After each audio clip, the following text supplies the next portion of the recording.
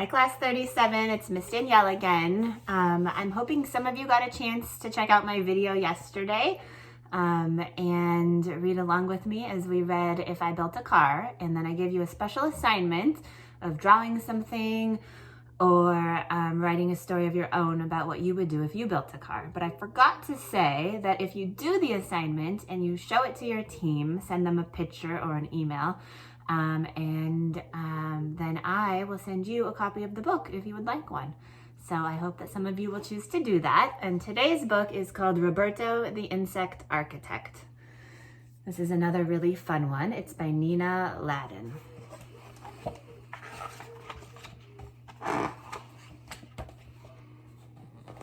Roberto the Insect Architect.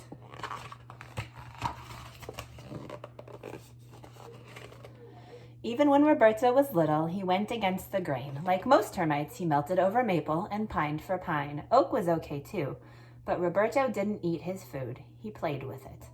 "You're wasting a good meal," his mother said. "Don't you know there are termites starving in Antarctica?" But Roberto didn't answer. He was busy daydreaming about becoming a famous architect.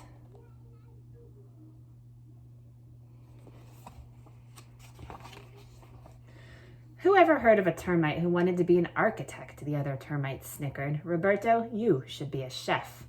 But Roberto didn't want to cook. He wanted to build. Hungry to start a new life, Roberto realized he had to leave.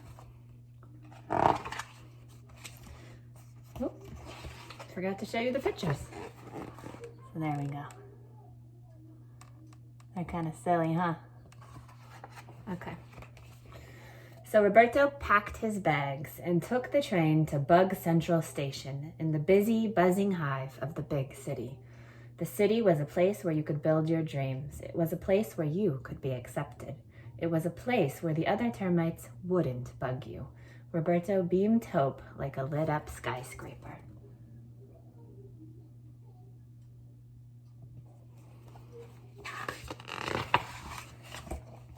But hope didn't come cheap in the big city. Neither did a place to live.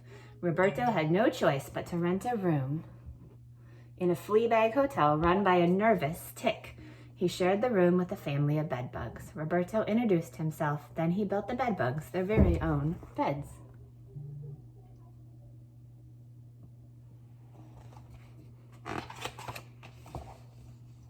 After a good night's sleep, Roberto began to look for work as an architect. But things didn't go very well. "Show me what you've done," said the architect Hank Floyd Might. "There are no termites in my houses," stated Fleas Vander Roach. "I'm busy," Antonio Gotti blurted out. "Don't bug me."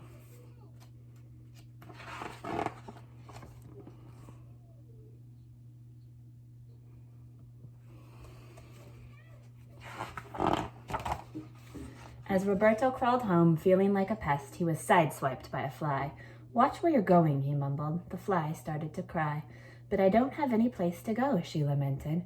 Roberto wanted to comfort her, but he was nearly nailed by a carpenter and trying to fix a rickety shed. Then, out of nowhere, Roberto was almost run over by a stampede of roaches being chased from a diner, and suddenly a frantic ladybug flew into his arms. "My house is on fire and my children are gone," the ladybug cried.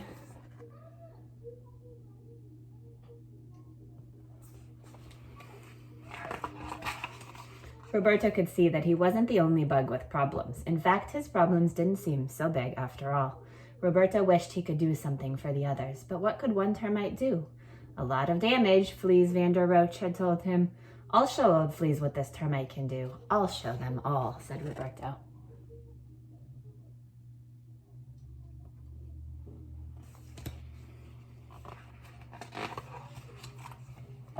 Back at the hotel, Roberto came up with a plan. First, he drew up some blueprints. He sketched houses and streets. He sketched stores and playgrounds. By the time he was finished, he had sketched an entire neighborhood. "Now I just need to find a good location," he declared. So see, these are called blueprints. Blueprints are what architects use to make their drawings of the buildings they want to make. Roberto searched all over the city for the perfect site. He finally found an abandoned, run-down block of crumbling buildings. It was a total mess. There were piles of old wood and garbage everywhere. It was just what he was looking for.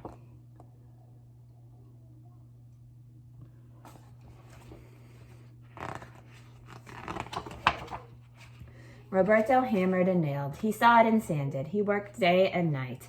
Like a magician, he transformed the block of junk into a street of extraordinary homes. Each one was a work of art.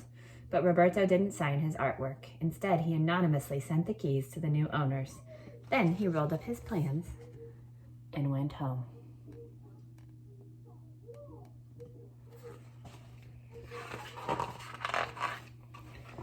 Some very surprised bugs went home too. Tooter the fly, with no place to go, buzzed with delight. "I am a housefly again," she declared. Then Grant the carpenter ant arrived. He dropped his tool belt on the porch. "Now I can have a real workshop," he beamed. The roaches were the next ones on the scene. "You won't find us sleeping in salads anymore," they rejoiced. Finally, Dottie the ladybug and her children moved into their new lair. "It's perfect," she sighed. "It's fireproof."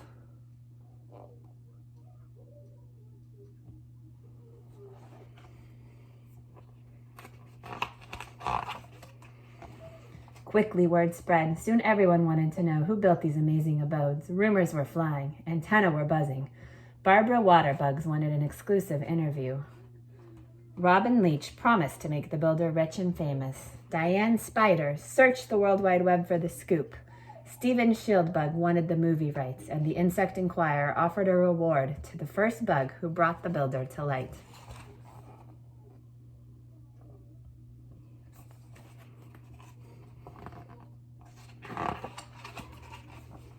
All day long, bounty hunting butterflies took wing. Paper wasps swarmed the streets. Bold weevils crawled out of the woodwork, but late at night, a click beetle got the shot. The next morning, headlines screamed the news. Termite chips new homes out of old blocks. "It's Roberto," Tooter hummed. "He's our hero."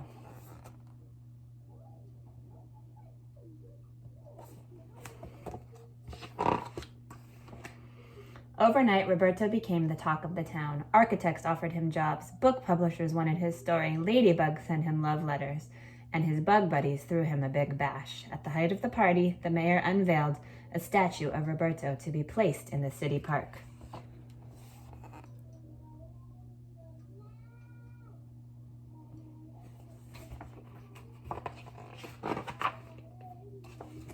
Roberto built his dream. He opened his own company and became the most famous architect in the insect world. Students studied him in school. Some of his houses even became museums.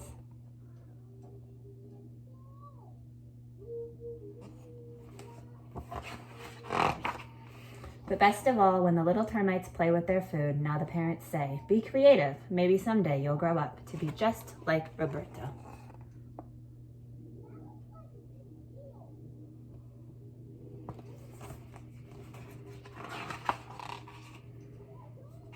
And then here are the blueprints for the houses he built.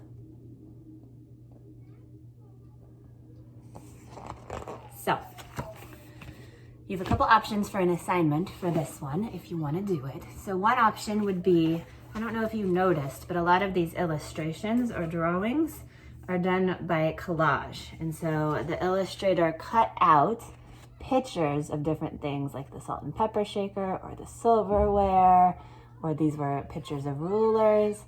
And so they cut out pictures from magazines or from pictures around the house or things they found online, and they used them to make something new. So that's called a collage. There might be another art term for it, but that's the closest I can get. So one art option would be to make a collage of your own, cutting out pictures of something to create something new. Or a second option would be, this book is full of jokes. It's full of references. They change the names of different architects and they put them in here. They change the name of different reporters and they put them in here. And so your job would be to figure out one of those jokes, to figure out who they're talking about. There's also a bunch of different stories that are referenced here. So you could figure out that, and then you could write up what it is, what they were really referencing. Referencing means talking about. So it sounds, they changed the name a little bit, but they were really talking about a different reporter, something like that. Does that make sense? So you can do either one of those assignments, and then you can send them to your team, and they will send them to me, and I will send you this book. All right, bye.